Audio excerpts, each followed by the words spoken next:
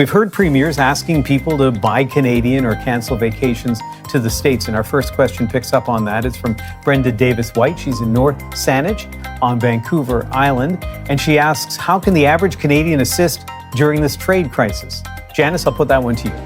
Yeah, and to be clear, it's not really my job to tell a consumer what to do here, but you're right. There have been premiers pointing out how helpful it is if people support their own during this time. Read the labels in the store, think carefully about the power of their own spending. Maybe think about a business in your community that will be affected by not being able to sell as much into the States. Maybe your business is what could make the difference in terms of keeping them from having to relocate or close doors or lay people off. You're right, there have also been premiers suggesting that people consider their travel dollars, perhaps playing tourists closer to home for the time being. And the risk to American companies is that these things become habits, that you discover new things domestically and may not make as many American purchases down the road.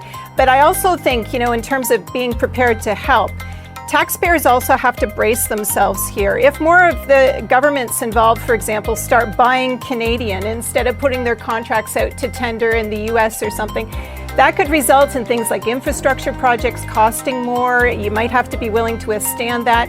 And also, if they have to step in to help businesses and households like they did during COVID to weather this storm, that is something that ultimately comes back on the purse that taxpayers have to shoulder.